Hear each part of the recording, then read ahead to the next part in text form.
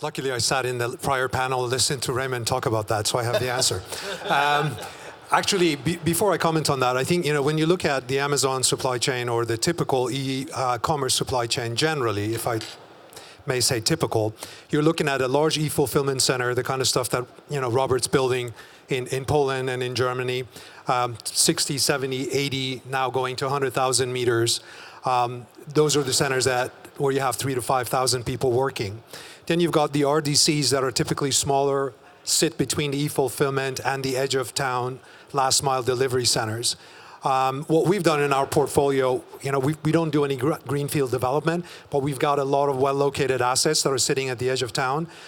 So recently we took a facility that was in previous life leased to Tesco as a grocery distribution center, and we were in the process of retrofitting it, and we engaged Amazon. So now they're using this facility in Weybridge, southwest of London, as one of their 4 main edge of M25 distribution centers to distribute same day into London. So that's an example of refurbishing and reusing existing stock. It doesn't have to be 15 meters. It's got to be well located. And this facility had plenty of dock doors. So we were fortunate that we had the right product and we were able to reconfigure it to their needs.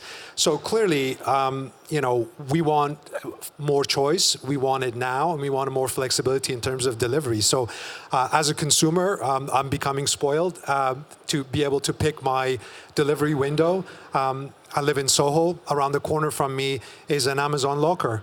So now I can have it delivered to my flat. Normally, I'm not there, to my office, which chances are, they can drop the box till 6:30, 7 o'clock at night, but I can also go to the Amazon locker and pick it up at 11 p.m. So there is more choice. And obviously the challenge, when you really look at the e-commerce, you've got the product, you've got the cash, and you've got the information. We've digitized the information, we've digitized the cash. The challenge for e-commerce is how do you optimize the product delivery? And I think there's going to be continued evolution of the locker, the retail type locations, the drop-off locations.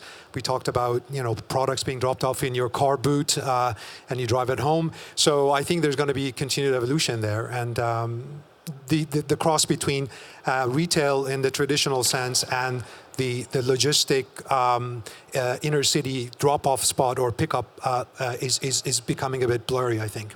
I think we are seeing all of the same trends. The UK is the most sophisticated e-commerce market today. France, Germany, Netherlands, Poland, Central Europe, gathering pace. And it's all about how many people are connected to the web at the end of the day. But I would say UK is sophisticated, Western Europe adopting, and Central Europe getting there. So, we do see continued growth. In fact, we've seen about 5 million square meters or so of take-up over the last 3 years in e-commerce. We think that that's going to be more like 15 million over the next 5. Those numbers, I'm sure, will be wrong and undercooked, and they're simply numbers that we've baked coming out of the projected growth in overall e-commerce sales. And so a lot of that will come from evolution and sophistication in the continental market.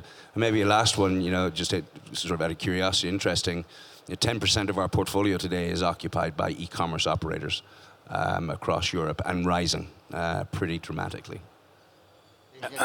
Interestingly, if you look direct e-commerce, we're about the same as Prologis, but then if you look at how many other more traditional warehouses are actually doing e-commerce from their warehouse, that rises up into the 20%. So it's interesting that although there's, you think of the Amazons, etc., but there are a lot of warehouses who are carrying out e-commerce as well as carrying out normal logistics across regions. And the other thing is that we all talk about Amazon, we discuss Amazon, and they're always in the press. But equally, there are a lot of regional eMAG in Romania. There's a lot in Poland. And actually, some of those actually have the same investors.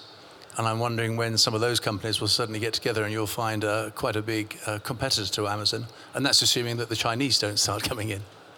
So some interesting changes still to come, but I totally agree with Philip that it's going to be continuing growth part of our portfolio. And just to get a sense of that, because I remember the discussion we had 2 years ago, or maybe 3 years ago, where we talked about e-commerce as one of the drivers for investment and one of the drivers why it had suddenly become a more interesting topic. But actually, the fact was that really it was a relatively limited part of the market. But what we're saying is that that's actually increased quite a lot in terms of the real occupiers, you think? Yeah, I think it has, and I think it's.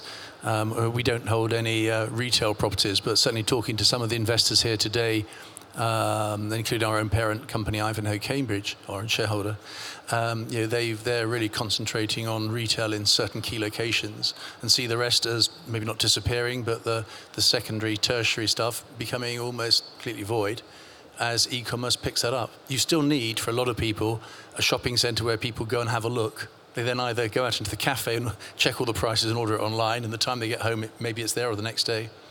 Or they want to try something on and then do exactly that.